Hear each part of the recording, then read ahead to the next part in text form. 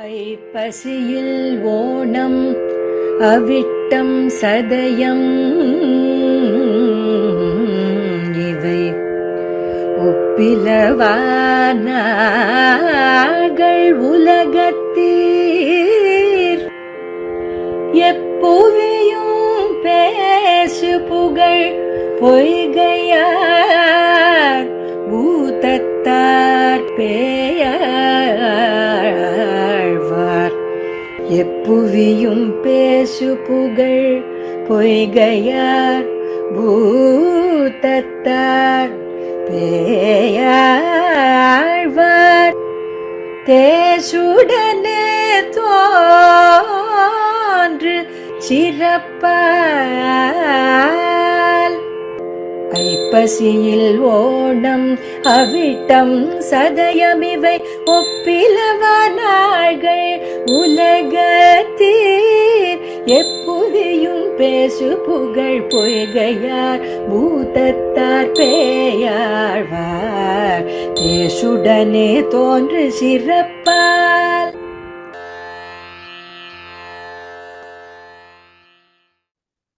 ஆழ்வார் திருவடிகளே சரணம், எம்பெருமானார் திருவடிகளே சரணம், ஜீயர் திருவடிகளே சரணம், ஜீயர் திருவடிகளே சரணம், பூத்தத்தாழ்வார் திருவடிகளே சரணம், நம்பிள்ளை திருவடிகளே சரணம். ஸ்ரீசைலேஷ தயாபாத்திரம் தீபக்தியாதி குணாண்டமம் யதீந்திர பிரவணம் வந்தே நம்ம ஜாமாத்தரம் முனிம் பிரம்ம ஜாமாத்திரி யோகீந்திர பாத ரேகாமயம் சதா ததா யத்தாத்ம சத்தாதிம் ராமானுஜ முனிம் பஜே லக்ஷ்மீநாத சமாரம்பாம் நாத யாமுன மத்தியமாம் அஸ்பதாச்சாரிய பரியந்தாம் வந்தே குரு பரம்பராம் योनित्यमच्युतपदाम्बुजयुग्मरुक्म व्यामोहतस्तदितराणि तृणायमेने अस्मद्गुरोर् भगवतोऽसि दयैकसिन्धोः रामानुजस्य चरणौ शरणं प्रपद्ये मातापितायुते स्तनयाभूति सर्वं यदेव नियमेन मदन्मयानाम् आद्यस्य न कुलपते रघुलाभिरामं श्रीमत्तदङ्ग्रियुगडं प्रणमामि मूर्ध्ना भूतं सरश्च महताह्वये भट्टनाथ श्रीभक्तिसारकुलशेखर योगिवाहान् भक्ताङ्ग्रिरेणुपरकाल यतीन्द्रमिश्रान् श्रीमत्पराङ्कुशमुनिं प्रणतोऽस्मि नित्यम् என்பிறவித்திரை இறைஞ்சினே இன்னமுதா அன்பேதகளை அழித்தானே நண்புகள் சேர் சீதத்தார் முத்துக்கள் சேரும் கடல் மல்லை பூதத்தார் பொன்னங்கடல். ஸ்ரீமத் பரமஹம்சேத்யாதி யதுகிரி யதிராஜ நாராயண ராமானுஜ ஜீயர் சுவாமியினுடைய நியமனத்தின் பேரிலே திவ்ய பிரபந்த தாரா என்கிற தொடர் உபன்யாச நிகழ்ச்சி ஸ்ரீமடத்தினாலே நடத்தி வரப்படுகிறது. தொடர்ந்து ஓராண்டுகளுக்கு மேலாக தினந்தோறும் திவ்ய பிரபந்த பாசுரங்களுக்கான அர்த்தங்களை நாம் அனுபவித்து வருகிறோம். அதிலே இன்றைய தினம் அடியேனுக்கு 2ஆம் திருவந்தாதியிலே 51வது பாசுரத்திலிருந்து 60வது பாசுரம் வரை விண்ணப்பிக்க வேணும் என்று ஒரு நியமனம். அந்த நியமனானுகுணமாக அடியேன் இங்கே ஒரு சில விஷயங்களை விண்ணப்பிக்க தொடங்குகிறேன். 2ஆம் திருவந்தாதி பூதத்தாழ்வாராலே அருளி செய்யப்பட்ட அற்புதமான திவ்ய பிரபந்தம். இதற்கு நம்பிள்ளை ஒரு அழகான வியாக்கியானம் அருளியுள்ளார். பெரியவாச்சான் பிள்ளை எல்லா பிரபந்தங்களுக்கும் வியாக்கியானம் அருளியுள்ளார். அதற்கு மேலே நம்பிள்ளை 4 திருவந்தாதிகளுக்கு அருளியுள்ள வியாக்கியானங்கள் சமீப காலத்திலே மண்டையமனந்தான் பிள்ளை ஸ்ரீ உவே வெங்கடகிருஷ்ணன் சுவாமியாலே ஒரு எளிய விளக்குவரோடே சேர்த்து பதிப்பிக்கப்பட்டது. இந்த கிரந்தத்தை கொண்டு நாம் இந்த 2ஆம் திருவந்தாதியிலே இருக்கக்கூடிய இந்த 10 பாசுரங்களுக்கான அர்த்த விசேஷங்களை ஓரளவுக்கு அனுபவிக்கலாம். 51ஆம் பாசுரம். மதிக்கண்டாய் நெஞ்சே மணிவண்ணன் பாதம் மதிக்கண்டாய் மத்தவன் பேர் தன்னை மதிக்கண்டாய் பேராடி நின்று பெயர்ந்து கடல் கடைந்த நீராடி வண்ணர் நிறம் என்று இந்த பாசுரம். ஒரு பாசுரத்திலேயும் நாம் இந்த பாசுரத்துக்கான அவதாரிக்கை, வியாக்கியான அவதாரிக்கை, அதை நன்றாக அனுபவித்து பாசுரத்தினுடைய பதபதார்த்தங்களை அனுபவித்து பாசுரத்தில் இருக்கக்கூடிய விசேஷ பாசுர வியாக்கியானத்தில் இருக்கக்கூடிய விசேஷ அர்த்தங்களை அனுபவிக்கலாம். முழுக்க வியாக்கியானத்தை அனுபவிப்பதற்கு நமக்கு நேரம் போதாது. அதனாலே இந்த ஒரு கிரமத்தை பின்பற்றலாம். 51வது பாசுரத்துக்கான வியாக்கியான அவதாரிக்கை. 51ஆம் பாட்டு. இப்படி தாம் அடைவு கட்டபடியே அனுசந்தித்து நெஞ்சே நீ முன்னம் என்னைப் போலே கலங்காதே அவனுடைய சௌந்தர்யாதிகளை தனித்தனியே தரித்து நின்று அனுபவிக்க பார் என்கிறார். பேச்சை அன்று நினைப்பன் என்கிறார் ரெண்டு விதமான அவதாரிகை நம்பிள்ளை அருளியிருக்கிறார். முதல் அவதாரிகை இப்படி தாம் அடைவு கட்டபடியை அனுசந்தித்து, இப்படி தாம் அடைவு கட்டபடினா போன பாசுரத்தில் நடந்த விஷயத்தோட ஒரு தொடர்பு காட்டுகிறார். போன பாசுரத்திலே அழைப்பன் திருமாலை ஆங்கவர்கள் சொன்ன பிழைப்பில் பெரும்பெயரை பேசி இழைப்பறிய ஆயவனே யாதவனே என்றவனை யார் முகப்பும் மாயவனே என்று மதித்து என்று போன பாசுரத்திலே காட்டப்பட்டிருக்கிறது. அதில் என்ன விஷயம் இருக்கு என்றால், முதலிலே எம்பெருமானை அழைக்கிறார். அழைப்பன் திருமாலை ஆங்கவர்கள் சொன்ன என்று அழைக்கிறார். அதற்கு பிறகு மாயவனே என்று மதித்து என்று அந்த எம்பெருமானுடைய ஆச்சரியத்தன்மையை நினைத்து ஆழ்வார் அனுபவிக்கிறார். முதலிலே எம்பெருமானை அழைத்து பிறகு நினைக்கிறார். அது அடைவு கட்டபடி என்று சொல்லலாம். ஏன்னா முதலிலே நாம் நினைத்து அதற்கு பிறகு எம்பெருமானை பொதுவாக அழைப்போம், இல்லை பாடுவோம். முதல்ல நினைவு, அதுக்கப்புறம் பேச்சு. ஆனால் இங்கே முதல்ல பேச்சு, அதுக்கப்புறம் நினைவு என்று இருப்பதனாலே அடைவு கட்டபடி என்று காட்டுகிறார். அது ஏன் நடந்தது அப்படி என்றால், ஆழ்வார் பக்தியிலே கலங்கி இருக்கிறார். அதிகமான பிரேமத்தாலே ஆழ்வார் கலங்கி இருக்கிறார். அதனாலே முதல்ல கூப்பிட்டு அதற்கு பிறகு நினைக்கிறார். இப்படி தாம் அடைவு கட்டபடியே அனுசந்தித்து அதை நினைத்து பார்த்த ஆழ்வார் தன்னுடைய நெஞ்சுக்கு உபதேசம் பண்ணுகிறார். என்னை போலே பண்ணாதே, நீ முன்னம் என்னை போலே கலங்காதே, நான் எப்படி கலங்கினேனோ அதே போல நீ கலங்காமல் அவனுடைய சௌந்தர்யாதிகளை தனித்தனியே தரித்திரு என்று அனுபவிக்கப்பார். அவனுடைய சௌந்தரியம் முதலான குணங்களை நீ தனித்தனியே ஒவ்வொரு குணத்தையும் தனித்தனியாக தரித்து நின்று அனுபவி. ஏன் தரித்து நின்று அனுபவின்னு குறிப்பிட்டு சொல்லுகிறார்னா, பொதுவாக எம்பெருமானுடைய குணங்களை நாம் அனுசந்தித்தோம் என்றாலே நமக்கு ஒரு தடுமாற்றம் ஏற்பட்டணும். அது எங்கே கண்டோம்னா, நாரத பகவான் வால்மீகி பகவானுடைய ஆசிரமத்துக்கு வருகிறார். அப்பொழுது வால்மீகி பகவான் கேட்கிறார் நாரத பகவானை பார்த்து, இந்த உலகத்திலே யார் சிறந்த குணங்களை உடையவராக இருக்கிறார்?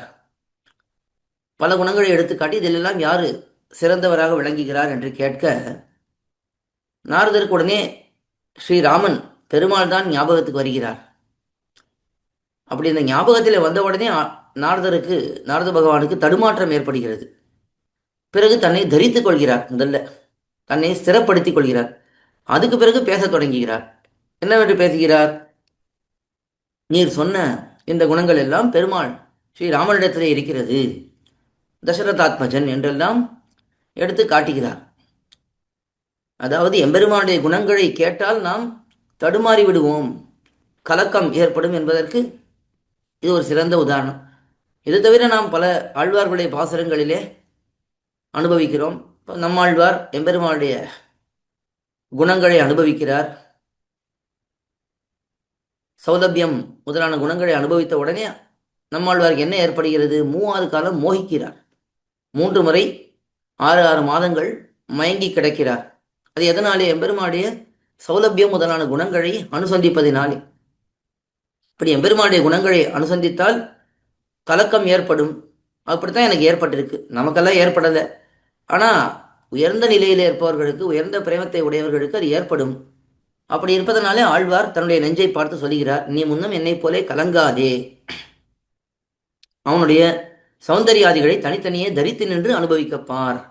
அவனுடைய சௌந்தரியம் முதலான குணங்கள், சௌந்தரியம் அழகு, அது முதலான குணங்களை தரித்து நின்று ஸ்திரமாக இருந்து அனுபவிக்கப்பார் என்று தன்னுடைய ஹிருதயத்துக்கே உபதேசம் பண்ணுகிறார். பொதுவாக ஹிருதயத்துக்கு உபதேசம் பண்ணுவதுன்னா அந்தரங்கமான அடியார்களுக்கு உபதேசம் பண்ணுவது என்று அர்த்தம். அப்படித்தான் நம்முடைய பெரியவர்கள் சொல்லுவார்கள். அப்படி இங்கே தன்னுடைய சிஷ்யர்களுக்கும் அந்தரங்கமான பக்தர்களுக்கும் ஆழ்வார் உபதேசம் பண்ணுகிறார். நம் போன்றவர்களுக்கு, ஸ்ரீ வைஷ்ணவர்களுக்கு உபதேசம் பண்ணுகிறார் என்று வைத்துக்கொள்ள வேண்டும். இது முதல் அவதாரிகை. அடுத்தது பேச்சே அன்று நினைப்பன் என்கிறார். போன பாசுரத்திலே பேசுவதை பற்றி சொல்லப்பட்டது. இங்கே மதிக்கண்டாய் மதிக்கண்டாய்னு இருக்கிறதா ஒரு பாசுரத்தை நினைப்பது காட்டப்பட்டிருக்கிறது.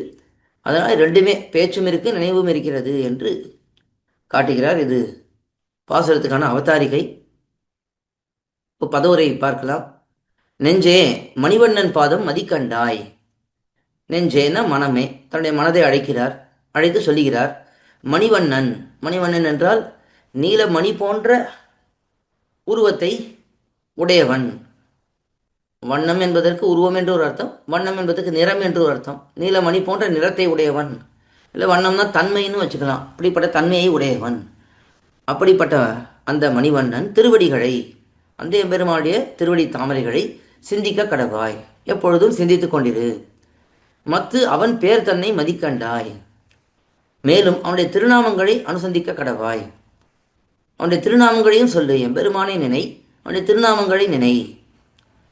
பேராழி நின்று பெயர்ந்து கடல் கடைந்த பெரிய திருப்பார்கடலில் இருந்து துயிலெழுந்து கடலை கடைந்த. பேராழி நின்று, பேராழி நின்று பெயர்ந்து, பேராழி நின்று பெயர்ந்த, பேராழின பெரிய திருப்பார்கடல், அதிலிருந்து எழுந்திருந்து, சயனித்து கொண்டிருக்கிறான், எழுந்திருந்து கடல் கடைந்த, இந்த திருப்பார்கடலை கடைந்தான். அப்படி கடைந்த நீராழி வண்ணன் நிறம் மதிக்கண்டாய், இந்த கடல் வண்ணனான அந்த எம்பெருமானுடைய நிறத்தை நீ நினைக்க கடவாய். எதுக்காக? எம்பெருமான் கடல் வண்ணன் என்றால் கடலை போன்ற நிறத்தை உடையவன் என்று சொல்லலாம். முகில் வண்ணன், கடல் வண்ணன் என்றெல்லாம் எம்பெருமானுக்கு திருநாமங்கள் சொல்லுவார்கள். இந்த கடல் வண்ணன் என்று சொல்வதனாலே எம்பெருமான் நமக்கு துன்பத்தை போக்குபவன் என்பது தெரிகிறது. எதனாலே? உலகத்திலே பார்க்கலாம், யாருக்காவது ரொம்ப வருத்தமாயிட்டு என்ன பண்ணுவார்கள்? கடற்கரையிலே போய் உலாவுவார்கள். அப்பொழுது அவர்களுக்கு வருத்தம் தீர்ந்துவிடும். இதெல்லாம் அந்த காலத்தில் எப்படி இருக்கும், இல்லை இந்த காலத்தில் என்ன பண்ணுகிறார்களோ தெரியல. இந்த ஒரு கணினிக்கு முன்னாடி உட்காந்து எதையாவது பார்த்துட்டு இருந்தால் துன்பங்கள் போகிறதோ என்னவோ, இல்லை கையிலே தான் தொலைபேசி இருக்கேன், அதிலேயே பார்த்து கொண்டே இருந்தால் துன்பங்கள் போகிறது. அதனால தான் நிறைய பேர் அதை பார்த்துட்டே இருக்கா. ஆனால் அதனால தான் துன்பம் வருதுங்கிறதே தெரிய மாட்டேங்குது நமக்கு எல்லாருக்கும். அப்படி எதுக்கு சொல்லணும்னா, கடல் வண்ணன் என்றால் சிரமகரமான தன்மையை உடையவன், நிறத்தை உடையவன். அந்த எம்பெருமானுடைய நிறத்தை நினைக்க கடவாய். அதை நீ நினைத்தால் என்னாகும்? உன்னுடைய தாபங்கள் எல்லாம் போய்விடும் என்று தன்னுடைய மனதை பார்த்து காட்டுகிறார். ஓருருவம் பொன்னுருவம் ஒன்று செந்தி ஒன்றுமா கடலுருவம் என்று திருநெடுந்தாண்டகத்திலே மிக அற்புதமாக திருமங்கையாழ்வார் எடுத்து காட்டுகிறார். அது ரொம்ப அழகான வியாக்கியானம். இந்த வியாக்கியானத்தை சேவித்தா அவ்வளோ ஆச்சரியமாக இருக்கும். இந்த பொன்னுருவம் இருந்தவாறு எப்படி என்று இந்த பிரம்மாவனுடைய தன்மைகளை ஹிரண்யகர்பன் இல்லையா அவன், ஆனால் பொன்னுருவங்கிறார். அவனுடைய அந்த உருவம் இருந்தது எப்படி என்று அதை ரொம்ப அழகாக வர்ணிப்பார் வியாக்கியானத்திலே. அதே போல செந்தி ஆன உருவம் இருந்தபடி எப்படி, இது ருத்ரனுடைய உருவம், அது எப்படி இருந்தது என்பதை வர்ணிப்பார். அதெல்லாம் நமக்கு பார்க்கறதுக்கே ரொம்ப கஷ்டமாக இருக்கும். அப்படி இல்லாமல் ஒன்று மா கடல் உருவம் என்று சொல்லக்கூடிய அந்த கடல் உருவம் இருந்தது எப்படி என்று அதை எடுத்து திருமங்கை ஆழ்வார் காட்டினதுக்கு அற்புதமாக பெரியவாச்சான் பிள்ளை வியாக்கியானத்திலே எடுத்து விளக்கியிருப்பார். இது அரையர் சேவையில் ரொம்ப நல்லா இருக்கும். இது திருவரங்கம் பெரிய கோயில்லையும் சரி, ஆழ்வார் திருநறி க்ஷேத்திரத்துலேயும் சரி, இந்த ரெண்டு திவ்ய தேசங்கள்லையுமே அப்படி சேவிச்சிருக்கேன். இந்த திருநெடுந்தாண்டகத்தில் இந்த பாசுரத்துக்கு, இந்த கடல் கடைந்த பொழுது எம்பெருமான் எப்படி இருக்கிறான் என்று சொல்லும் பொழுது அதுக்கும் சரி, அதுக்கு முன்னாடி இந்த ஓருருவம் பொன்னுருவம் ஒன்று செந்தி ஒன்றுமா கடல் உருவம் என்று வரும்பொழுது அந்த அரையர் சேவையில் அபிநயத்தோட மிக அற்புதமாக அந்த அரையர் சேவையானது அமைந்திருக்கும். அப்படி இந்த கடல் வண்ணன் என்பதை இங்கே எடுத்து காட்டுகிறார். அப்படிப்பட்ட அந்த நிறத்தை நினைக்க கடவாய் என்று இந்த பாசுரத்திலே காட்டப்படுகிறது. இதிலே வியாக்கியானத்திலே ரொம்ப அழகாக ஒரு அர்த்தம் காட்டுகிறார். நிறைய விஷயங்கள் இருக்குது, ஆனால் சுருக்கமாக ஓரிரு விஷயங்களை பார்க்கலாம். பேராழி நின்று பெயர்ந்து கடல் கடைந்த என்று அங்கே வியாக்கியானத்திலே பெரியவாசான் பிள்ளை நம்பிள்ளை எடுத்து காட்டுகிறார். இங்கே ஆசிரித்தர் அபேட்சிதம் ஒரு தலையானால் தன் படுக்கை என்று பாராதே அங்கு நின்றும் எழுந்து நின்று காரியம் செய்தபடி. திருப்பார்கடல் எம்பெருமானுடைய படுக்கை ஸ்தானம். ஆனால் அடியார்களுக்கு ஒரு தேவை என்று வந்துவிட்டால் தன்னுடைய படுக்கை அதுலேருந்து எழுந்துக்கணுமே. அதாவது இப்போ நமக்கெல்லாம் படுத்துட்டு இருந்தால் எழுந்துக்கிறது சோம்பேறித்தனமாக இருக்கும். யாராவது கூப்பிடுவா, வாங்க இது கொஞ்சம் பண்ணிக்கூடேன்னு சொல்லுவார்கள். மனைவியோ பிள்ளையோ இல்லை கணவனோ யாரோ ஒருத்தர் கூப்பிடுவார்கள். படுத்துட்டு இருக்கோம், அப்போ தான் வந்து படுத்துட்டு இருப்போம்னா, இப்போ தான் படுத்துட்டு இருக்கேன், கொஞ்சம் நேரம் கழித்து வரேன் அப்படின்னு தான் சொல்லுவோம். ஆனால் இங்கே இந்திரன் வந்து பிரார்த்தித்த உடனே எம்பெருமான் உடனே எழுந்தான். எழுந்ததோன்னு மட்டும் இல்லை, தன்னுடைய பார்க்கடலையே கடைந்தான். தன்னுடைய இருப்பிடத்தை யாராவது கடைவார்களா? அப்படி தன்னுடைய நிலையை அழிய மாறியும் மற்றவர்களுக்கு நல்லது பண்ணக்கூடியவன் என்பது காட்டப்படுறது.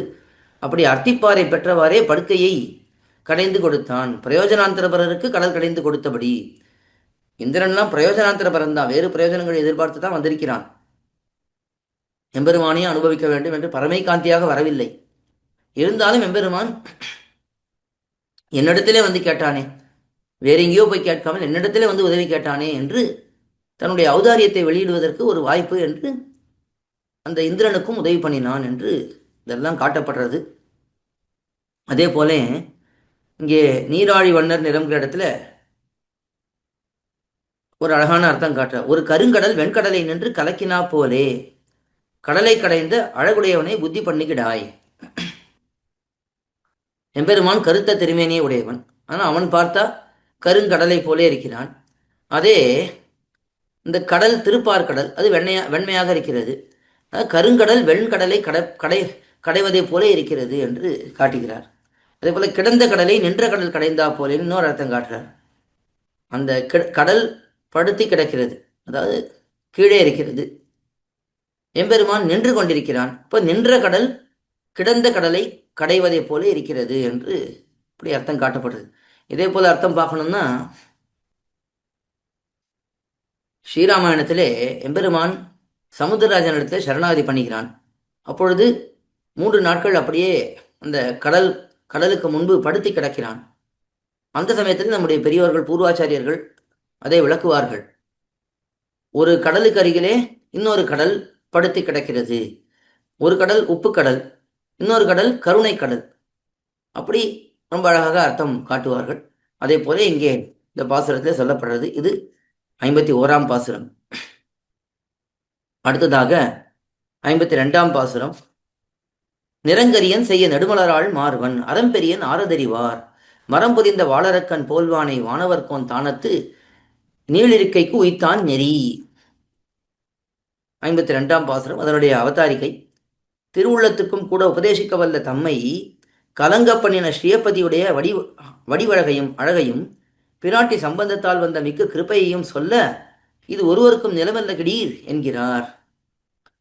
இந்த பாசுரத்திலே ஆழ்வார் என்ன பண்ணுகிறார்னா எம்பெருமானுடைய அழகு அதை எடுத்து சொல்லுகிறார். அதுக்கு மேலே பிராட்டியுடைய சம்பந்தத்தினாலே எம்பெருமான் எப்படி கிருப்பாளுவாக இருக்கிறான், கருணையை பொழிபவனாக இருக்கிறான் என்று இந்த தன்மைகளை எடுத்து சொல்லி அதற்கு பிறகு ஆழ்வாரே பார்க்கிறார், இது ஒருவருக்கும் நிலமல்ல, கிடீர். கிடீர்னா ஒரு வார்த்தைப்பாடு, கிடீர் கிடிகோள்னா வரும். அதெல்லாம் நாம் இப்பொழுது பேச்சிலே சொல்லும் பொழுது அதுதானே அப்படின்னு சொல்றோமே, அதை போல அந்த காலத்துல இது கிடீர் என்று சொன்னா இதுதானேன்னு அர்த்தம். எம்பெருமானுடைய, அதாவது ஸ்ரீயப்பதியான எம்பெருமானுடைய அழகு, அதே போல அவனிடத்தில் இருக்கக்கூடிய கிருப்பை, இதை ஆழ்வார் இந்த பாசுரத்தில் எடுத்து காட்டுகிறார். சொல்லிவிட்டு அதுக்கப்புறம் நினைக்கிறார் ஆழ்வார், இதை கேட்கறதுக்கு யாருக்கு புரிந்து கொள்வதற்கு சக்தி இருக்கு, இதை சொல்வதற்கு தான் யாருக்கு சக்தி இருக்கிறது என்று நினைக்கிறார். திருவுள்ளத்துக்கும் கூட உபதேசிக்க வல்ல தம்மை கலங்க பண்ணின.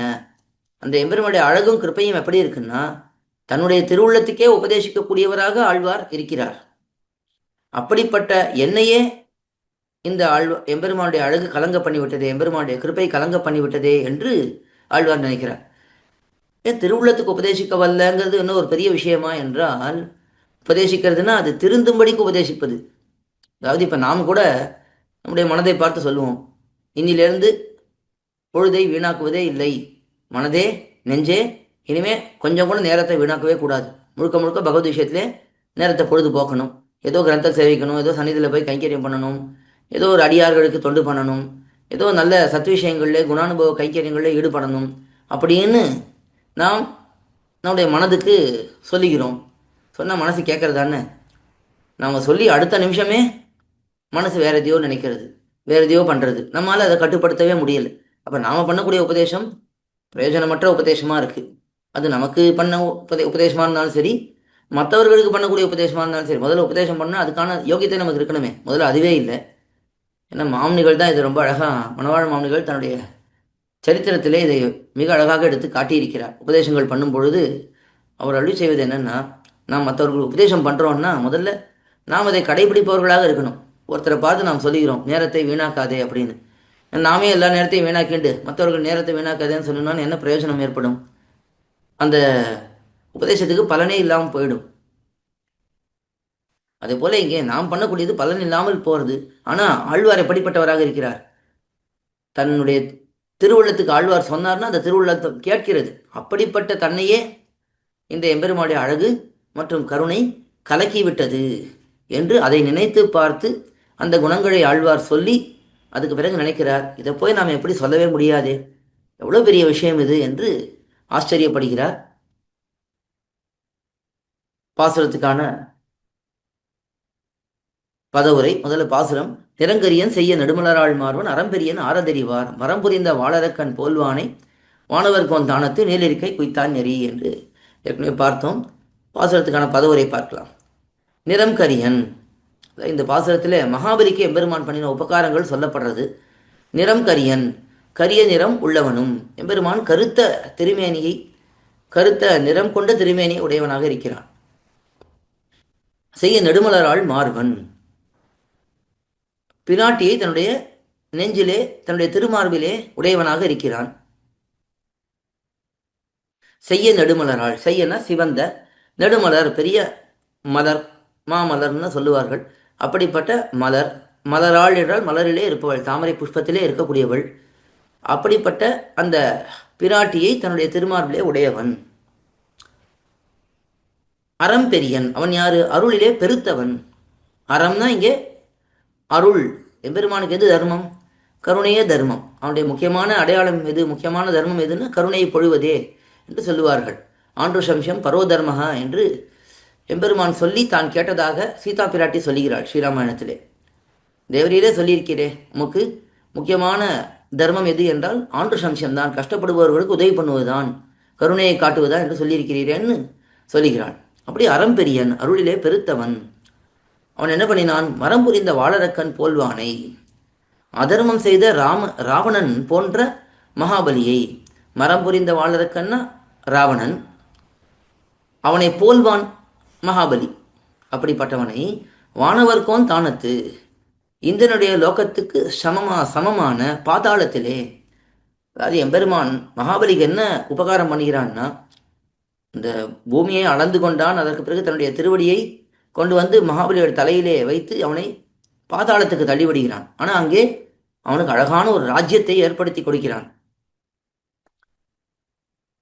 அந்த ராஜ்யம் எப்படி இருக்கு பாதாள லோகத்தில்னா, இந்திரனுடைய லோகத்திற்கு சமமாக இருக்கக்கூடியது அந்த பாதாளம். அவ்வளவு ஆச்சரியமான சுகமும் செல்வமும் அங்கே நிறைந்திருக்கிறது. அப்படி அந்த பாதாளத்திலே நீளிருக்கைக்கு உய்த்தான். நீண்ட காலம் வாழும்படி செலுத்தினவன். அந்த மகாபலி அந்த பாதாளத்திலே நெடுங்காலம் இருக்கும்படி பண்ணினான். அப்படிப்பட்ட அந்த எம்பெருமானுடைய நெறி அது அறிவார். அவனுடைய அந்த நெறி, அதாவது நெறினா இந்த இடத்துல அருள் வகை, அதை யார் தெரிந்து கொள்ள வல்லவர்கள்? யாராலும் முடியாது என்று காட்டுகிறார். இந்த பாசுரத்துக்கு ரொம்ப அழகான அர்த்தம் நம்பிள்ளையாலே காட்டப்படுறது வியாக்கியானத்திலே. மன்வந்தரம் பூர்ணம் அபேத சத்ருஹு என்ன நின்றதிலே. இது விஷ்ணு புராணத்திலே ஒரு ஸ்லோகம்.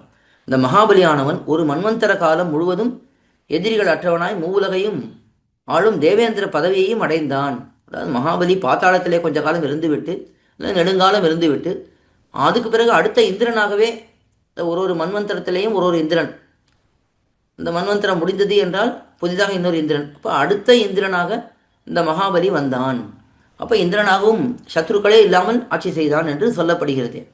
அப்போ இந்த சரித்திரம் நமக்கு புதுசாக கேள்விப்படக்கூடிய சரித்திரம். பல சமயங்கள் நம்ம கேட்டிருக்க மாட்டோம்.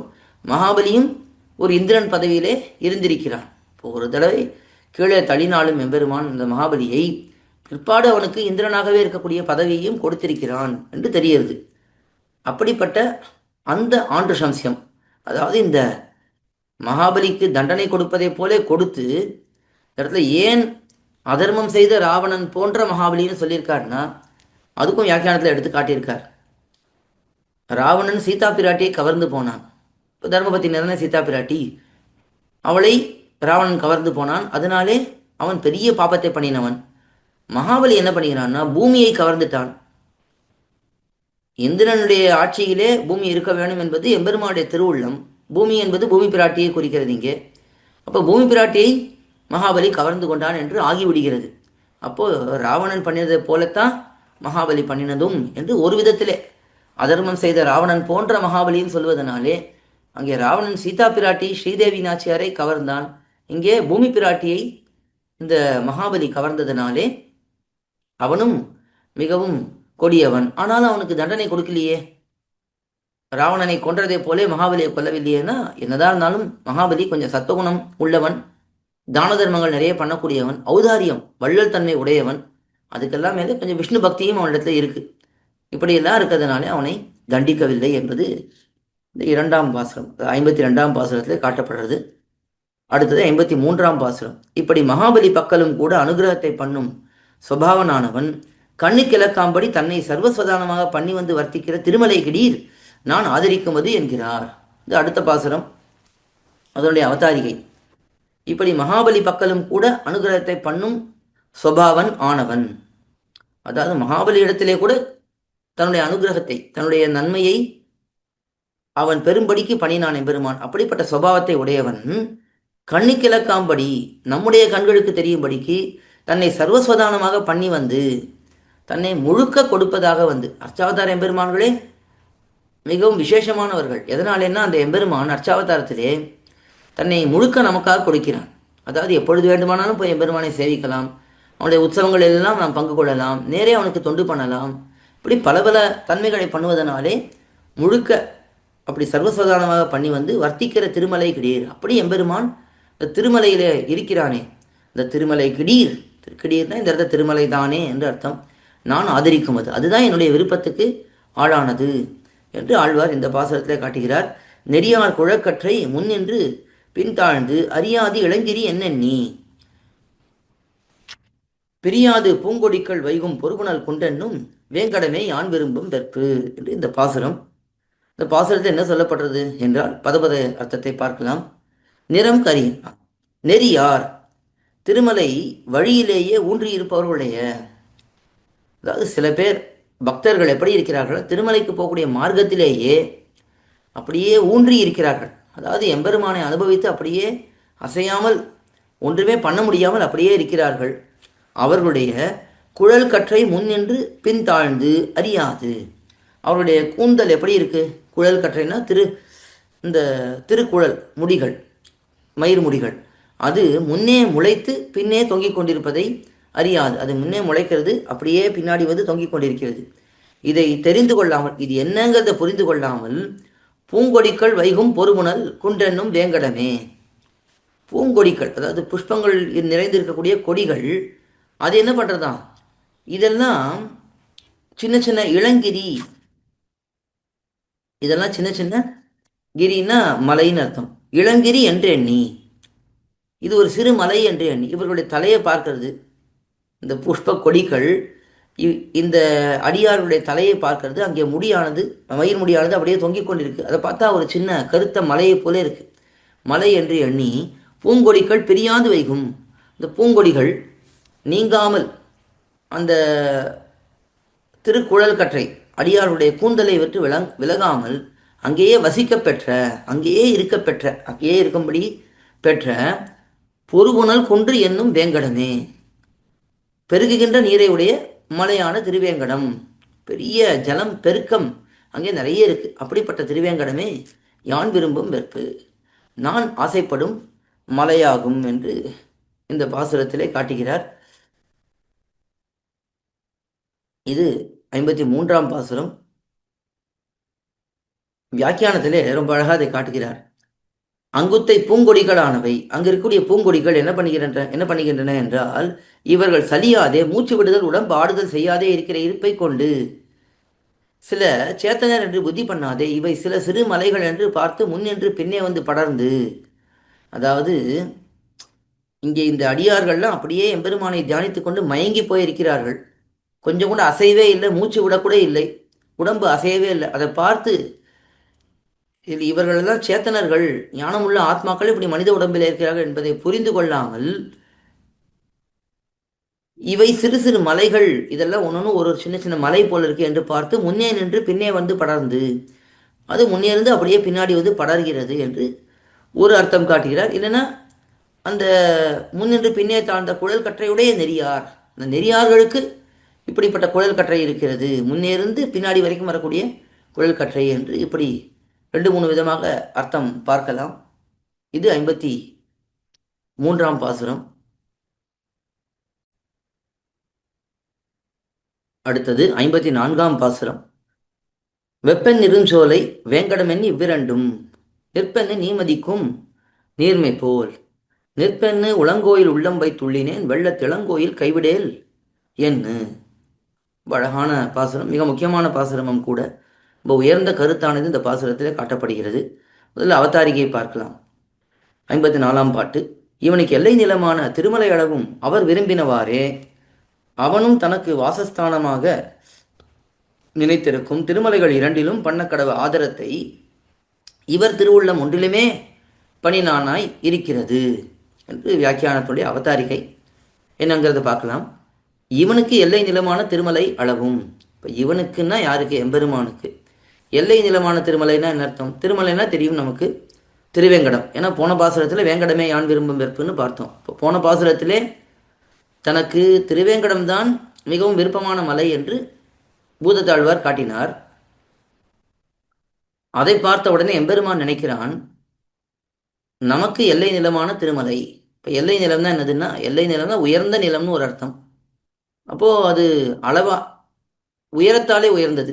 இப்போ ரொம்ப உயர்ந்த மலை திருமலை, அப்படிப்பட்ட உயர்ந்த மலையான திருமலை, அது ஒரு அர்த்தம். இல்லை உயர்ந்த நிலமானன்னா நல்ல உயர்ந்த ஸ்தானம், அதாவது பெருமையினாலே உயர்ந்தது, அப்படிப்பட்ட திருமலை. உலகத்திலேயே இந்த சம்சாரத்திலேயே திலகம் உலகுக்காய் நின்ன திருவேங்கடத்தெம்பெருமானேன்னு ஆழ்வார் பாசுரத்திலே காட்டுகிறார். இந்த உலகத்துக்கே ஒரு திலகம் போலே திருமலை இருக்கிறது என்று காட்டுகிறார். அது மட்டுமல்லாமல் இந்த திருவேங்கடத்தை பற்றி சொல்லும் பொழுதே நித்திய சூரிகளுக்கும் விருப்பமான இடம், மேலிருந்து கீழே வருகிறார்கள்.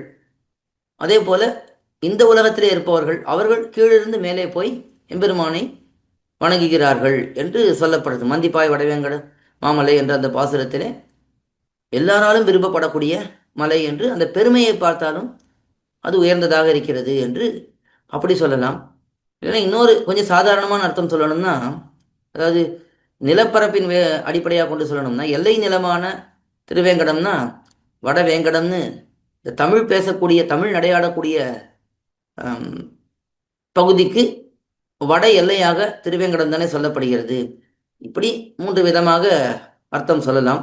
இவனுக்கு எல்லை நிலமான திருமலை அளவும், அந்த திருமலை அது வரைக்கும் அவர் விரும்பினவாறே. அவர்னா இந்த இடத்துல பூதத்தாழ்வார்.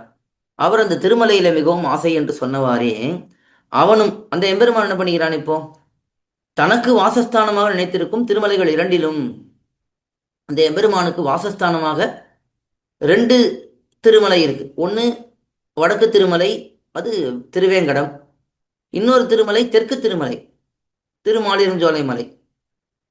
இது ரெண்டுமே திருமலை தான் நம்முடைய சம்பிரதாயத்தில் சொல்லப்படுகிறது. திருமலை அதுவே அடைவது திறமேன்னு ஆழ்வார் நம்மாழ்வாருடைய பாசுரத்திலேயும் இந்த திருமாலிருஞ்சோலை விஷயமான கிளறொளி இளமை என்கிற பதிகத்திலே திருமலை அதுவே அடைவது திறமேன்னு காட்டுகிறார்.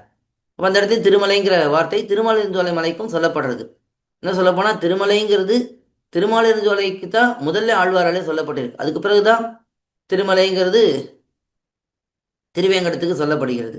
அதனால இந்த திருமலை என்கிற அந்த திருநாமம் ரெண்டு திவிதேசத்துக்கும் பொருத்தமானது. திருவேங்கடத்துக்கு வடக்கு திருமலை என்று சொல்லுவார்கள், திருமாலிருஞ்சோலை தெற்கு திருமலைன்னு சொல்லுவார்கள்.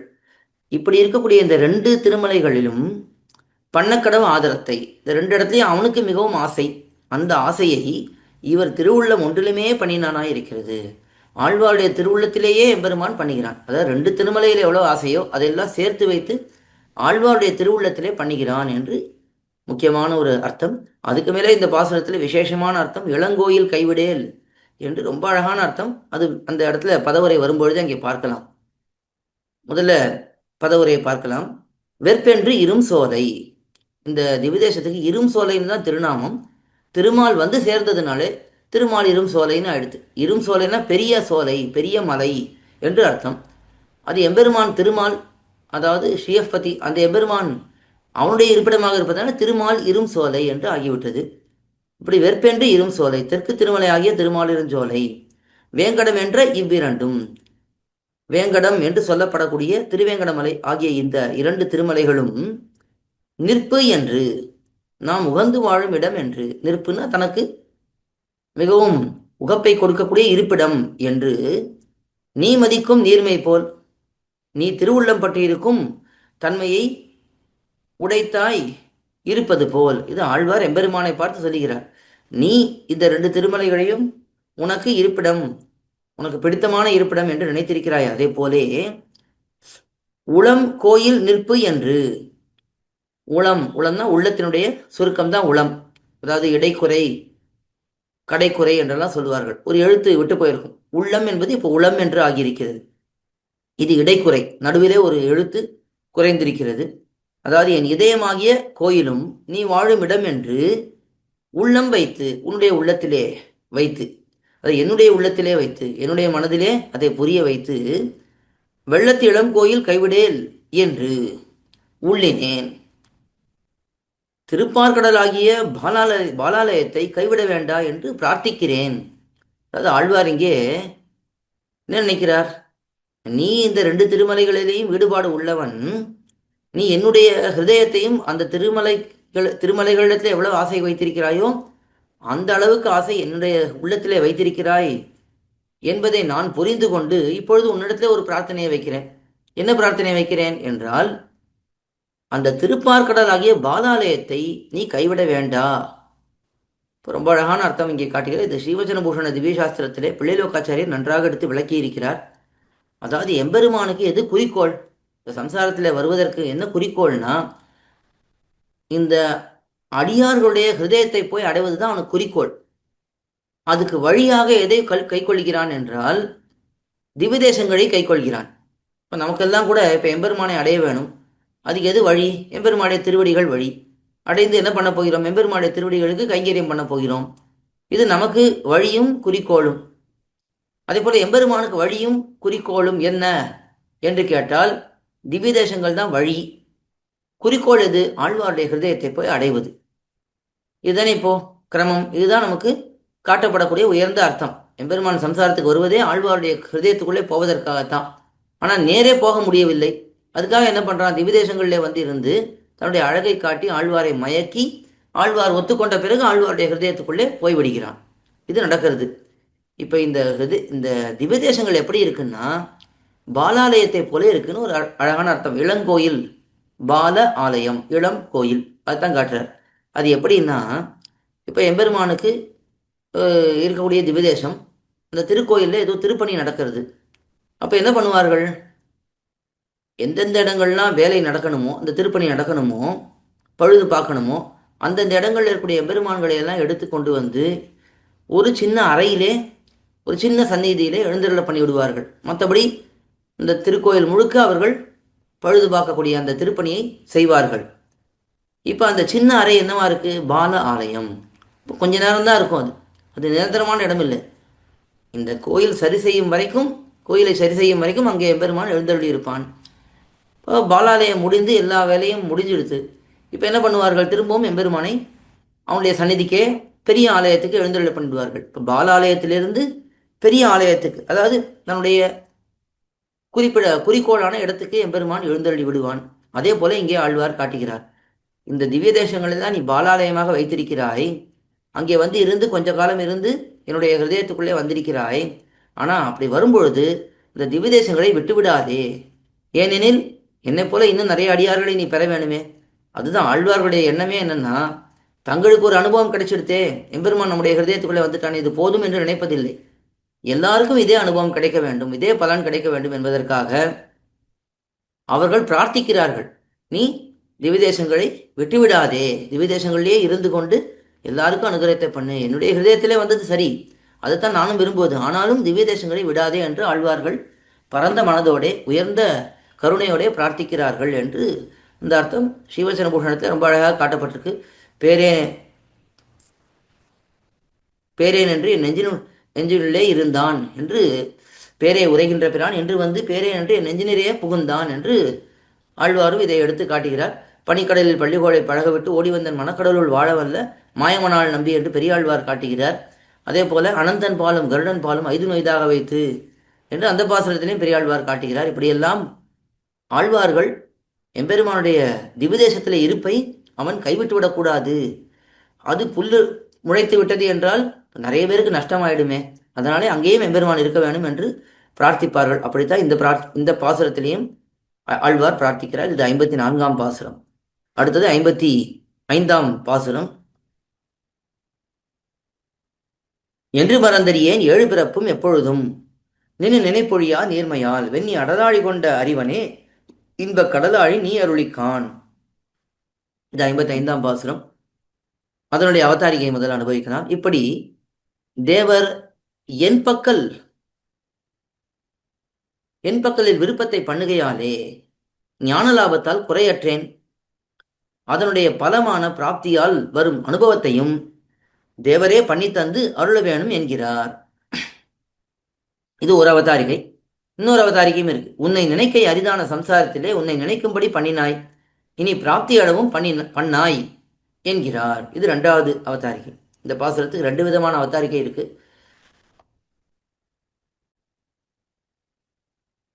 முதல் அவதாரிகையை பார்க்கலாம். இப்படி தேவர் என் பக்கலில் விருப்பத்தை பண்ணுகையாலே, தேவரீருக்கே அடியிடத்துல இவ்வளவு விருப்பம் இருக்கிறதுனாலே ஞான லாபத்தால் குறையற்றேன்.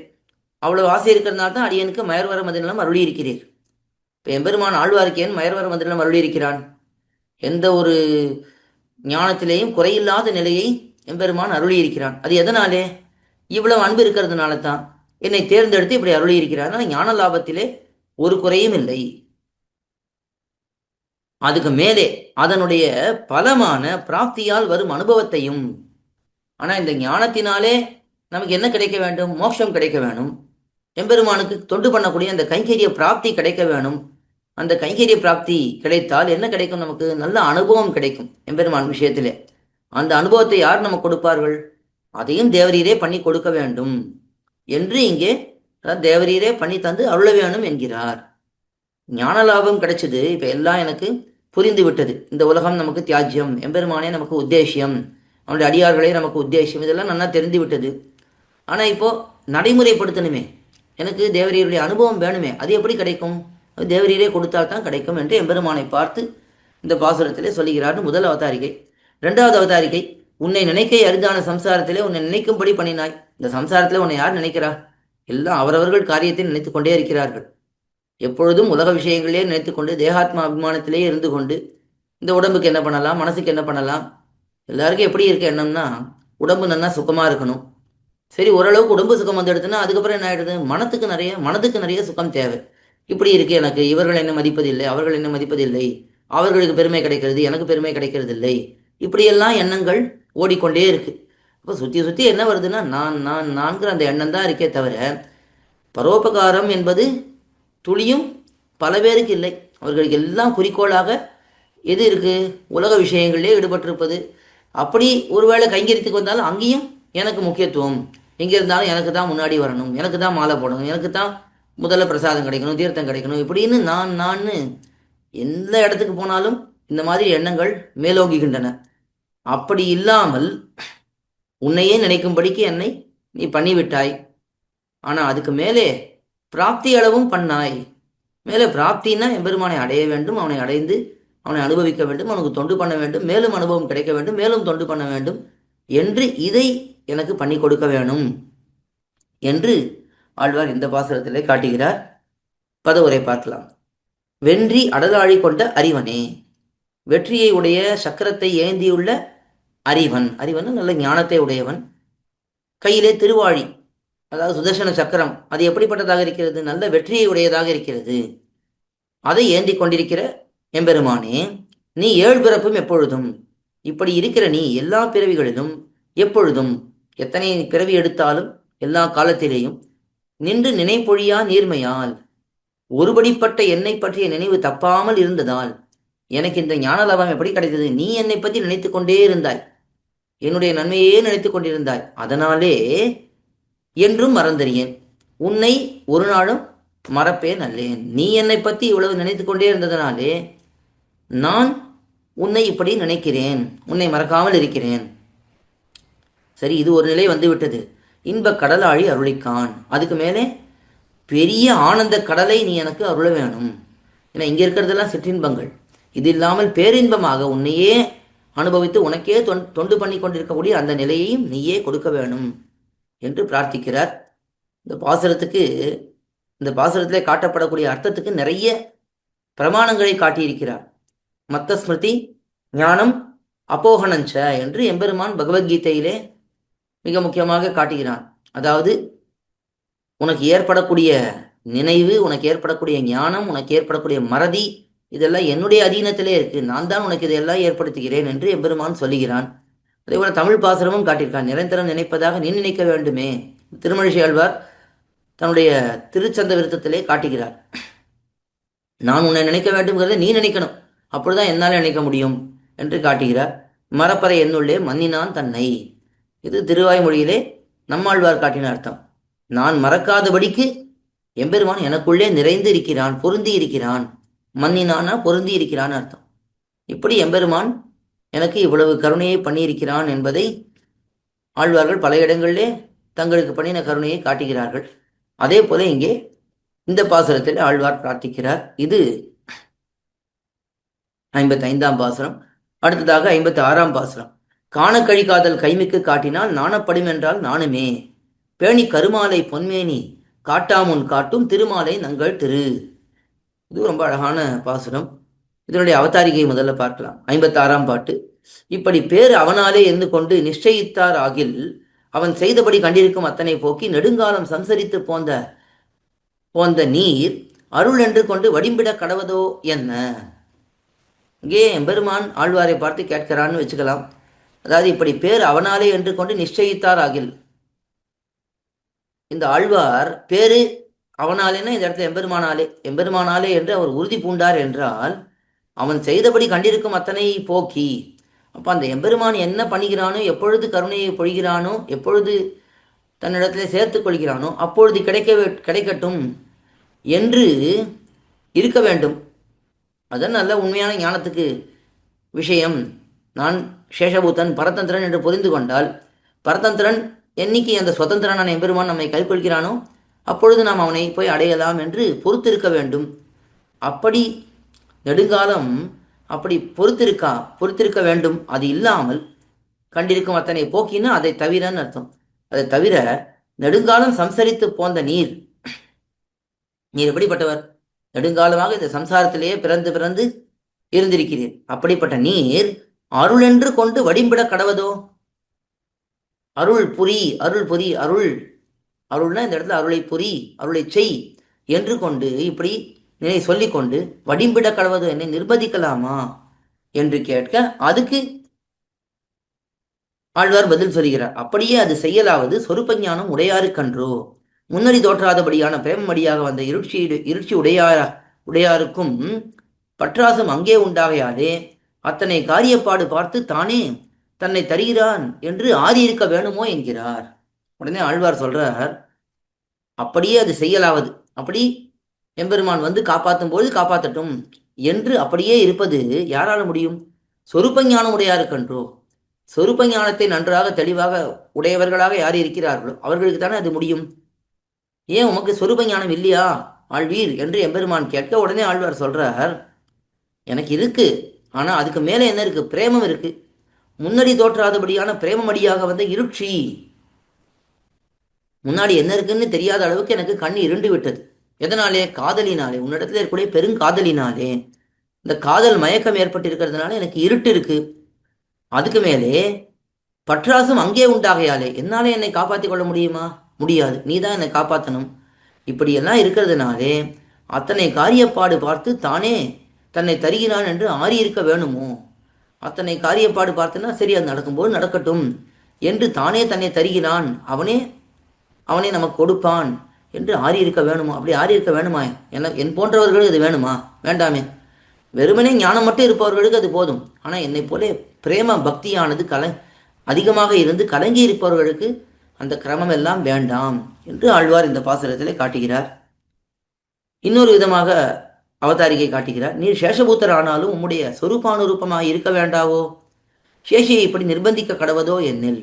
நீர் சேஷபூதர் தானே, அடிமை தானே, அப்போ உங்களுடைய சொரூபானுரூபமாக இருக்க வேண்டாவோ? உன்னுடைய சொரூபத்துக்கு பொருத்தமாக நீர் இருக்க வேண்டாமா, நான் வரும் வரை காத்திருக்க வேண்டாமா என்று கேட்க, சேஷியை இப்படி நிர்பந்திக்க கடவதோ, இப்படி சேஷியை போய் நிர்பந்திக்கலாமா, தலைவனை நிர்பந்திக்கலாமா என்று கேட்க, அது வைதமானபடியிலே, சாஸ்திரப்படி பார்த்தா நீ சொல்றது சரிதான், விதிப்படி அப்படித்தான் பண்ணணும். ஆனா ஆசை மிக்கால் செய்யலாவது உண்டோ? ஆனா இந்த காதல் பெருசா எடுத்தேன் உன் விஷயத்திலே, என்னுடைய காதல் அதிகமாக இருப்பதனாலே இது என்னுடைய கட்டுப்பாட்டிலே இல்லை, என்னால இதை ஒண்ணுமே பண்ண முடியாது, உன்னை அடைந்தே தீர வேண்டும் என்று இந்த பாசுரத்துக்கு அவதாரிகை காட்டுகிறார். பதவுரை பார்க்கலாம். திருமாலை காண கழிகாதல் கைமிக்கு காட்டினாள். திருமால் ஸ்ரீமன் நாராயணன் பகவான் அவனை காண வேண்டும் என்ற ஆசை அதிகமானால் அது மிக பெரியதாக ஆகிவிட்டது. அப்படி ஆனால் நாணப்படும் என்றால் நானுமே. அந்த உயர்ந்த ஆசை, அதிகமான ஆசை இருக்கும் பொழுது அடங்கியிரு என்று சொன்னால் அடங்குமா? அடங்காது. மனசு அடங்கவே அடங்காதுங்கிறார். கருமாலை பொன்மேனி காட்டாமுன், கரிய திருமாலை அவனது திருமேனி காட்டுவதற்கு முன், அந்த எம்பெருமான் அவனது திருமேனியை நமக்கு காட்டுவதற்கு முன்பு நங்கள் திரு பேணி காட்டும், நமக்கு பிராட்டி விரும்பி காட்டுவாள். பிராட்டியானவள் நமக்கு புருஷகார போதையாக இருந்து கொண்டு நமக்கு உதவி பண்ணுகிறாள். அவனுடைய திருமேனி தரிசனம் நமக்கு கிடைப்பதற்கு முன்பு பிராட்டியினுடைய திருமேனி தரிசனம் நமக்கு கிடைத்துவிடும். அந்த அருளினாலே, அந்த கட்டாட்சத்தினாலே நாம் எம்பெருமானை போய் அடையலாம் என்று காட்டப்படுறது. இந்த இடத்த திருக்கண்டேன் பொன்மேனி கண்டேன் திகழ மறுக்கன் அந்நிரமும் கண்டேன்னு பேயாழ்வார் எம்பெருமானை பார்ப்பதற்கு முன்பு திருக்கண்டேன்னு பிராட்டியை கண்டதை சொல்லுகிறார். அதே போலத்தான் இங்கேயும் என்று வியாக்கியானத்திலே காட்டியிருக்கிறார். இது 56ஆம் பாசுரம். அடுத்தது 57ஆம் பாசுரம். திருமங்கை நின்னருளும் தெய்வம் நாவாழ்த்தும் கருமம் கடைப்பிடிமின் கண்டீர், உரிமையால் ஏத்தினோம் பாதம் இருந்தடக்கை எந்தை பேர் நாத்திசையும் கேட்டீரே நாம். அழகான பாசுரம். இதனுடைய அவதாரிகை, சுருக்கமான அவதாரிகை. இப்படிப்பட்ட பெரிய பிராட்டியாரோடைய கூடியுள்ளவன் கிடிகோள் சர்வ சமாசிரயணியன் என்கிறார். இப்படிப்பட்ட பெரிய பிராட்டியார், பெரிய பிராட்டியாரை நாம் போன பாசுரத்தில் பார்த்தோம். அதாவது நம்முடைய தோஷங்களை பார்க்காமல் எம்பெருமான் நம்மை கட்டாட்சிக்கும்படிக்கு பண்ணக்கூடியவள் அந்த பிராட்டி. அவளுடைய கூடியுள்ளவன் கிடீர், எப்பொழுதும் கூடியுள்ளவன். பெரிய பிராட்டியாரும் பெரிய பெருமாளும், அதாவது ஸ்ரீமன் நாராயணனும் ஸ்ரீ மகாலட்சுமி தாயாரும் எப்பொழுதும் பிரிவதே கிடையாது. அப்படிப்பட்டவன் கிடிகோள். கிடிகோள்னா அதுவும் முன்னாலே பார்த்தோம், கிடீர் கிடிகோள்னா தானே என்பதை போல ஒரு அர்த்தம். அப்படி கிடிகோள் சர்வ சமாஸ்ரயணியன். சர்வ சமாஸ்ரயணியன்னா, சமாஸ்ரயணியன் என்றால் ஆசிரயிக்கத்தக்கவன். சமாஸ்ரயணியன் நல்ல நன்றாக ஆசிரயிக்கத்தக்கவன். சர்வ சமாஸ்ரயணியன் எல்லாராலும் நன்றாக ஆசிரயிக்கத்தக்கவன், பற்றத்தக்கவன், எல்லாராலும் நன்றாக பற்றத்தக்கவன் என்று அர்த்தம். அப்போ எல்லாருக்கும் சரண்யனாக இருக்கக்கூடியவன் எம்பெருமான் ஸ்ரீமன் நாராயணனே என்பதை இந்த 57ஆம் பாசுரத்திலே காட்டுகிறார். திருமங்கை நின்றருளும் தெய்வம் நாவாழ்த்தும். திருமங்கை நின்னருளும் தெய்வம், அதாவது திருமங்கை பெரிய பிராட்டியார், நின்று அருளும் விட்டு பிரியாமல் நித்தியவாசம் செய்யக்கூடிய தெய்வம். அந்த எம்பெருமான் யாரு? ஸ்ரீமன் நாராயணன் தான். அவள் அந்த எம்பெருமானுடைய திருமார்பிலே தானே பெரிய பிராட்டி எப்பொழுதுமே இருக்கிறாள். அப்படிப்பட்ட எம்பெருமானை நான் வாழ்த்தும் கருமம், நாவால் வாழ்த்துகின்ற செயலை, நம்முடைய நாக்காலே நம்முடைய வாயாலே வாழ்த்தக்கூடிய மங்களாசாசனம் பண்ணக்கூடிய அந்த செயலை கடைப்பிடிமின் கண்டீர், உறுதியாக பற்றுங்கள், நன்றாக அதை செய்யுங்கோள். எம்பெருமானை எப்பொழுதும் மங்களாசாசனம் பண்ணிக்கொண்டே இருங்கோள். இருந்தடக்கை எந்தை பாதம், நீண்ட திருக்கைகளையுடைய பெருமானுடைய திருவடிகளையும் பேர் திருநாமங்களையும் உரிமையால் நாம் ஏற்றினோம். உரிமையால் தான் இங்கே நம்முடைய தன்மைக்கு ஏற்ப, நம்முடைய நிலைக்கு ஏற்ப நாம் போற்றுகின்றோம். நாம் எல்லாம் அடியவர்கள் என்ற அந்த நிலைக்கு ஏற்ப நாம் எம்பெருமானுக்கு மங்களாசாசனம் பண்ணுகின்றோம். நாள் திசையும் கேட்டீரே, 4 திக்கிலும் உள்ளவர்களே கேட்டீர்களோ? இதை நீங்கள் கேட்டீர்களா? நாங்கள் எல்லாம் எம்பெருமானை கொண்டாடி கொண்டிருக்கிறோம், அவருடைய திருநாமங்களை கொண்டாடி கொண்டிருக்கிறோம்.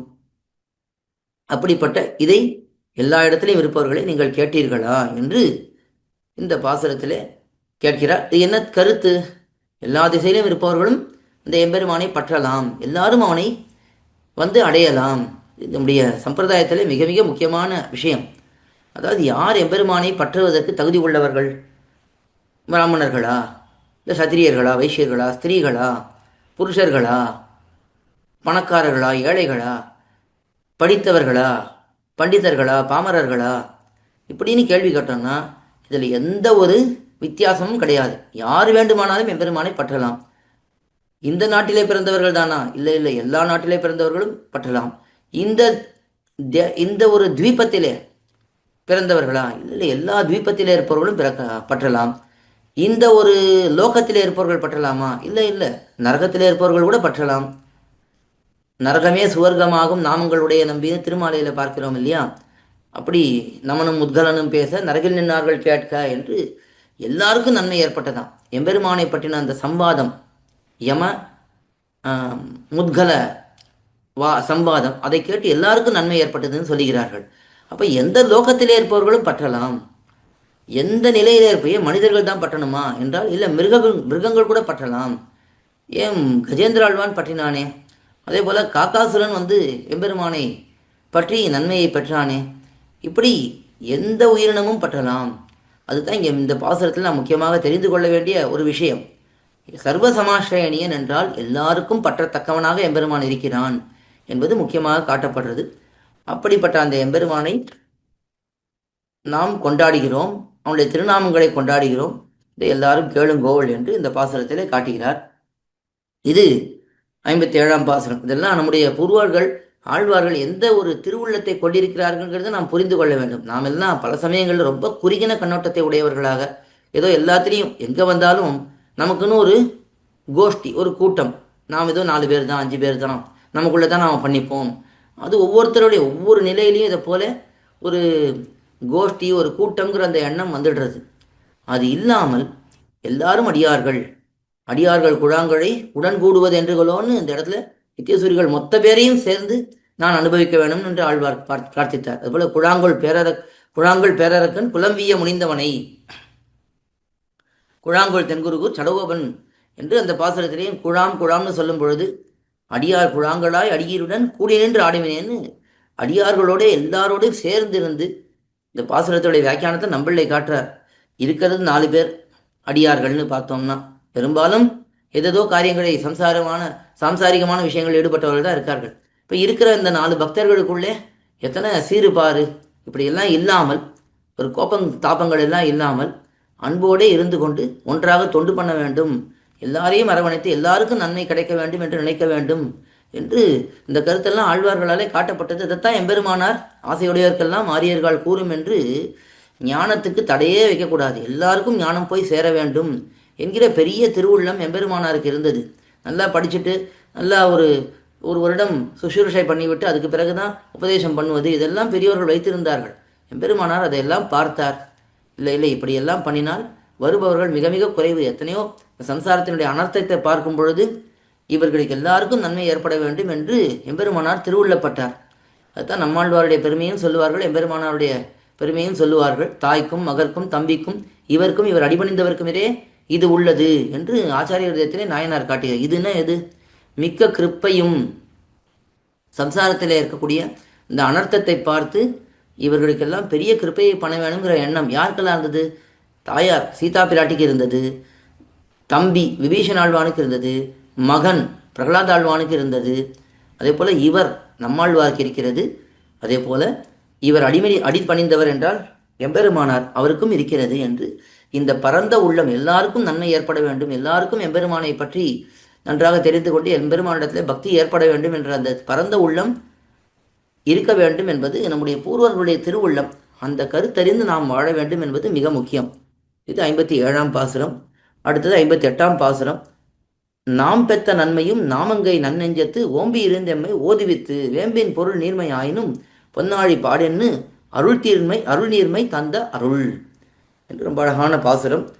இதனுடைய அவதாரிகை, நமக்கு இந்த நன்மை எல்லாம் உண்டாயிற்று சர்வேஸ்வரனுடைய கடாட்சத்தால் என்கிறார். இவ்வளவு நன்மை நமக்கு ஏற்பட்டிருக்கே, இது எப்படி ஏற்பட்டது? என்னுடைய முயற்சியாலே வந்ததா என்று கேட்டுக்கொண்டு, இல்லை இல்லை, சர்வேஸ்வரனுடைய கட்டாட்சத்தாலே அவனுடைய கருணையினாலே ஏற்பட்டது. கட்டாட்சம் அவனுடைய அருள் பார்வை, அதனாலே ஏற்பட்டது என்று காட்டுகிறார். பதவுரை. வேம்பின் பொருள் நீர்மை ஆயினும். எம்பெருமானை பாடுவது வேம்பின் தன்மை போல கசப்பாக தோன்றினாலும், ஒருவேளை நமக்கு எம்பெருமானை கொண்டாடுவது பாடுவது அது பிடிக்கலைன்னா கூட, அது கசப்பாக இருந்தாலும், பொன்னாழி பாடென்று அழகிய திருவாழியை உடைய எம்பெருமானை பாடு என்று நாமங்கை, நாமங்கைன்னு இந்த இடத்துல சரஸ்வதி ஆனவள்னு சொல்லுகிறாள்.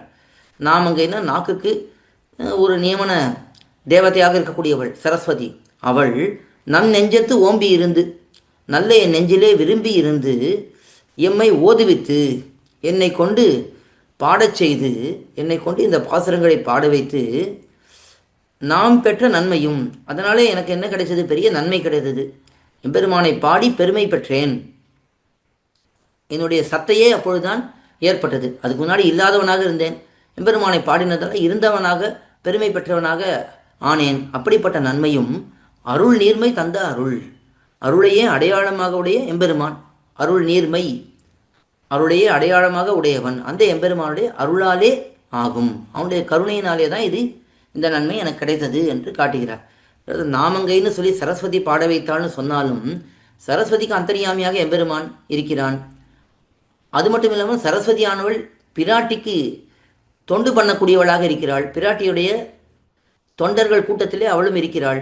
அப்படி இருப்பதனாலே எம்பெருமான் தான் எனக்கு இந்த பேச்சு சாமர்த்தியம், பாட்டு சாமர்த்தியத்தை கொடுத்து இந்த பாசுரங்களை பாட வைத்திருக்கிறான். அதுதான் இங்கே முக்கியமான கருத்து. அதாவது ஆழ்வார்கள் எல்லாம் பாடினார்கள்னா எம்பெருமானே தான் அவர்களை பாட வைத்திருக்கிறான், அவர்களை பாட வைத்திருக்கிறான் என்பது முக்கியமான கருத்து. அதை இந்த பாசுரத்திலே ஆழ்வார் எடுத்து காட்டுகிறார். அதுக்கு அடுத்ததாக 59ஆம் பாசுரம். அருள் புரிந்த சிந்தை அடியார் மேல் வைத்து பொருள் தெரிந்து காண்குற்ற அப்போது இருள் தெரிந்து நோக்கினேன் நோக்கி நினைந்தேனது ஒன்கமலம் ஓக்கினேன் என்னையும் அங்கு ஓர்ந்து. என்னையும் எம்பெருமானுடைய திருவடிகளிலே சமர்ப்பித்தேன், நான் எம்பெருமானிடத்திலே சரணாதி பண்ணினேன் என்று ஆழ்வார் இந்த பாசுரத்திலே காட்டுகிறார். இந்த பாசுரத்தினுடைய அவதாரிகை இந்த லாபத்துக்கு அடியான பிரதம தரிசனம் இருந்தபடியே சொல்லுகிறார். இந்த லாபத்துக்கு, இவ்வளவு எம்பெருமானை பாடக்கூடிய அளவுக்கு எனக்கு பெருமை நன்மை கிடைச்சதே, இதுக்கு அடியான, இதுக்கு காரணமான பிரதம தரிசனம் எம்பெருமானுடைய முதல் கட்டாட்சம். அவனுடைய அந்த கட்டாட்சம் தான் நமக்கு ஏற்படக்கூடிய நன்மை பரம்பரைகள் வரிசையாக நமக்கு நிறைய நன்மை ஏற்படுறது.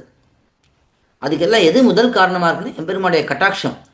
அவனுடைய கட்டாட்சம் இருப்பதனால தான் நமக்கு விலக்காமை என்பது ஏற்படுகிறது. முதல்ல அத்வேஷம் என்பது ஏற்படுகிறது. அதுக்கு பிறகு ஆபிமுக்கியம், அந்த எம்பெருமான் விஷயத்திலே அபிமுகனாக அவனை நோக்கி பார்ப்பவனாக நாம் மாறுகிறோம். அதுக்கு பிறகு நமக்கு ஒரு நல்ல ஆச்சாரிய சம்பந்தம், அதுக்கு பிறகு நமக்கு நன்றாக ஞானம் பிறக்கிறது, அதுக்கு பிறகு அந்த ஞானம் வளர்கிறது, அதுக்கு பிறகு நாம் எம்பெருமானே அடைகிறோம், அதுக்கு பிறகு எம்பெருமானுக்கு நிரந்தரமாக தொண்டு பண்ணுகிறோம். இதுக்கெல்லாம் எது காரணமாக இருக்கிறது என்றால் அந்த எம்பெருமானுடைய கருணை கட்டாட்சம், அதுதான் முதல் காரணம் என்று அது எப்படி இருந்தது தன் விஷயத்திலே என்பதை இந்த பாசுரத்திலே காட்டுகிறார். அருள் புரிந்த சிந்தை அடியார் மேல் வைத்து, அருளோடு கூடிய திருவுள்ளத்தை அடியவரான எங்கள் மீது வைத்து, எம்பெருமான் எங்கள் மேலே தன்னுடைய திருவுள்ளத்தை, தன்னுடைய கருணை நிறைந்திருக்கக்கூடிய அந்த திருவுள்ளத்தை வைத்தான். பொருள் தெரிந்து காண்குத்த அப்போது, பொருள் அல்லாத என்னை பொருளாக்கி கட்டாட்சித்த போது, அந்த பொழுது எம்பெருமான், நான் பொருளே இல்லாமல் இருந்தேன், பொருள் இல்லாதன்னா அசத்தை போல இருந்தேன், அதாவது ஒரு மேஜைக்கும் எனக்கும் வித்தியாசமே இல்லை, ஒரு கல்லுக்கும் எனக்கும் வித்தியாசமே இல்லை, அப்படி இருந்தேன். அப்படிப்பட்ட என்னை பொருளாக்கி கட்டாட்சித்த போது, என்னை ஒரு பொருளாக்கினான், ஒரு ஆத்மா ஞானமுள்ளவன் என்று சொல்லும்படிக்கு ஆக்கினான். இப்போ அதுக்கு முன்னாடி நான் ஆத்மா தான், ஆனால் எம்பெருமான் விஷயத்தில் ஈடுபடாததுனாலே கல்லை போலே கட்டையை போலே இருந்தேன். எம்பெருமான் என்னை கட்டாட்சித்த பிறகு அவன் விஷயத்தில் ஈடுபட்டேன். அப்போது இருள் திரிந்து நோக்கினேன், அந்த அஜ்ஞானம் அறியாமை என்கிற அந்த இருள் அழிந்து உன்னை கண்டேன். அப்பொழுதுதான் உன்னை நான் பார்த்தேன். நீ என்னை கட்டாட்சித்த பிறகுதான் எனக்கு ஞானம் ஏற்பட்டு நான் உன்னை பார்த்தேன், உன்னை சேவித்தேன். நோக்கி நினைந்தேன் அது ஒன் கமலம், சேவித்து உன்னுடைய திருவடி தாமரைகளை நினைத்தேன். இந்த இடத்துல நோக்கி நினைந்தேன் அது ஒன் கமலம்னு இருக்கு.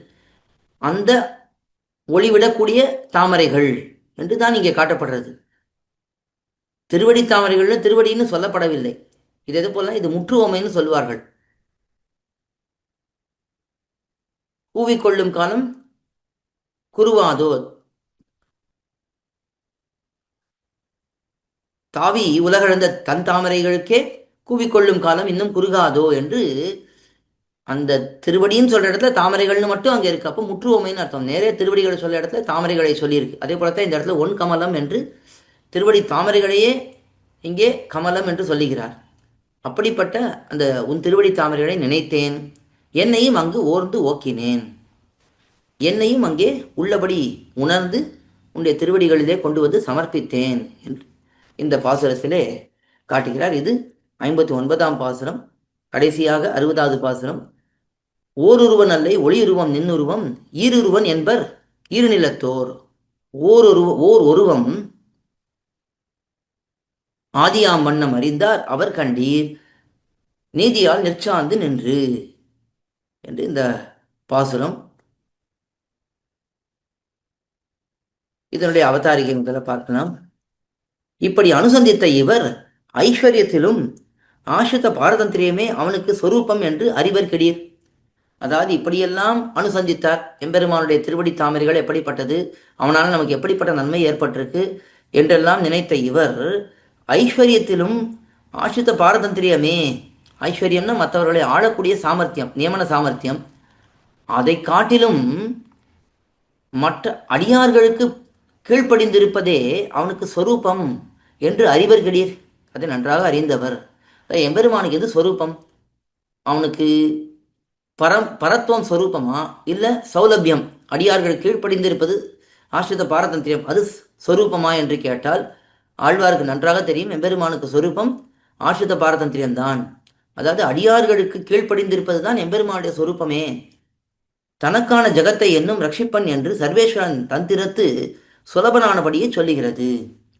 எம்பெருமான் தன்னுடைய ஜகத்தை எப்பொழுதும் ரட்சிப்பான் என்று ரட்சிக்க வேண்டும் என்று சர்வேஸ்வரன் என்ன பண்றான்?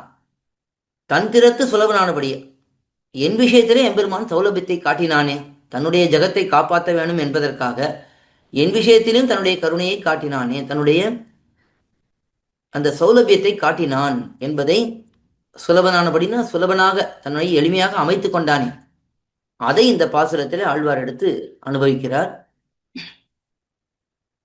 ஓர் ஒருவன் அல்லை, எம்பெருமான் பரத்துவமே வடிவமாக இருப்பவன் அல்லை. அல்லை நீ, நீ அப்படிப்பட்டவன் மட்டும் இல்லை. உன்னிடத்துல பரத்துவம் மேன்மை மட்டும்தான் இருக்கா என்றால் இல்லை இல்லை. ஓரொரு ஒளி உருவம் நின்னுருவம், அடியார்களுக்காக கொண்ட ஒளியுடன் கூடிய உருவமே உன்னுடைய உருவம். உன்னுடைய உருவம் எப்படிப்பட்டது? அடியார்களுக்காக நீ அவதாரங்களை எல்லாம் பண்ணுகிறாயே, அந்த உருவம் தான் உன்னுடைய உருவம். மேலே பரத்துவம் பாராட்டி கொண்டிருக்கக்கூடிய அந்த உருவம் உன்னுடைய முக்கியமான உருவம் இல்லை. எங்களை பொறுத்த வரைக்கும் நீ அடியார்களுக்காக நீ வந்து இங்கே சேவை சாதிக்கிறாய், அந்த உருவம் தான் எங்களுக்கு முக்கியமான உருவம். ஈர் உருவன் என்பர் எண்ணிலத்தோர், அதாவது இந்த உலகத்திலே இருப்பவர்கள் என்ன சொல்வார்கள்? ஈருருவன், அவன் ஈருங்கிறது இருன்னு ஒரு அர்த்தத்தில் வைத்துக்கொண்டு, இருன்னா பெரியங்கிற அர்த்தத்தை வைத்துக்கொண்டு பரதத்துவமாக இருக்கக்கூடிய பெரிய வடிவை உடையவன், அப்படிப்பட்ட வடிவை உடையவன் என்று சொல்லுவார்கள் உலகத்தவர்கள். ஓருருவம் ஆதியாம் வண்ணம், அடியவர்க்காகிய வடிவே உலகிற்கும் காரணமாக அமைந்தது என்பதை. ஆனால் அடியார்கள், அதாவது நல்ல எம்பெருமானுடைய தன்மைகளை அழகழகாக ஆராய்ந்து பார்த்தவர்கள், அவர்கள் என்ன புரிந்து கொள்கிறார்கள்? அடியவர்களுக்காக இருக்கக்கூடிய வடிவே உலகிற்கும் காரணமாக அமைந்தது என்பதை அறிந்தார் அவர் கண்டீர். தெரிந்து கொள்பவர்களே கண்டீர், தெரிந்து கொள்பவர்களே தான். அதாவது எந்த அடியவர்கள் நீ அடியார்களுக்காக இந்த உலகத்திலே வந்து தோன்றுகிறாயே, அந்த உருவமே உலகத்துக்கே காரணமாக இருக்கக்கூடிய உருவம். எதனாலன்னா அடியார்களுக்காக எடுக்கக்கூடிய உருவத்தினால தான் எம்பெருமான் இந்த உலகத்தையே தரிப்பிக்கிறான். அடியார்கள் நன்றாக அப்பொழுதுதான் தரித்திருக்கிறார்கள். அடியார்கள் தரித்திருந்தால் தான் அவன் தரித்திருக்கிறான், அவன் தரித்திருந்தால் தான் உலகமே தரித்திருக்கும். இப்படி இருப்பதை உணர்ந்தவர்கள் கண்டீர், அவர்கள்தானே நீதியால் நின்று மண் காப்பார், நியாயப்படி நிலைத்து நின்று உலகத்தை காப்பவர்களாக ஆவார்கள். அவர்கள்தான் இந்த உலகத்துக்கு நல்ல வழிகாட்டியாக இருந்து கொண்டு உலகத்தை நன்றாக ரட்சிப்பார்கள். வெறுமனே எம்பெருமானுடைய பரத்தத்தை மட்டும் சொல்லுபவர்கள் இந்த உலகத்தை அவர்களாலே வழிநடத்தி காப்பாற்ற முடியாது. எம்பெருமானுடைய சௌலபியத்தை உணர்ந்து நமக்காக அவன் கண்ணனாக அவதரித்திருக்கிறான், நமக்காக ராமனாக அவதரித்திருக்கிறான் என்பதையெல்லாம் உணர்ந்திருப்பவர்கள் தான் இந்த உலகத்தை நன்றாக வழிகாட்டுவார்கள் என்று இந்த பாசுரத்திலே காட்டுகிறார். இது 60ஆம் பாசுரம்.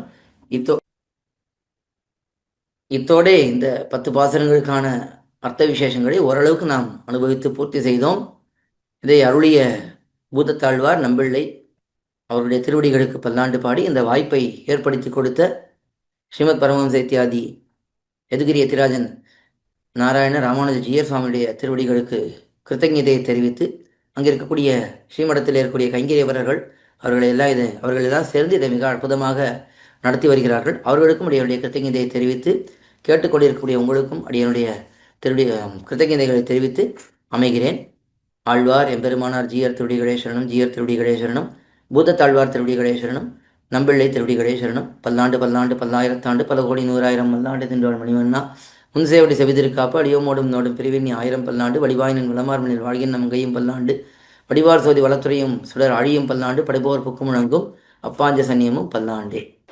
பற்பமெனத்திகள் பைங்கழலும் தன் பல்லவமே விரலும், பற்பமென திகழ் பைங்கழலும் தன் பல்லவமே விரலும், பாவனமாகிய பைந்துவராடை பதிந்த மருங்கழகோ, பாவனமாகிய பைந்துவராடை பதிந்த மருங்கழகோ, முப்புரி நூலோடு முன்கையில் ஏந்திய முக்கோல் தன்னழகும், எப்பொழுதும் யதிராசன் வடிவழகு என் இதயத்துள்ளதால், இல்லை எனக்கெதிர் இல்லை எனக்கெதிர் இல்லை எனக்கெதிரே, இல்லை எனக்கெதிர் இல்லை எனக்கெதிர் இல்லை எனக்கெதிரே,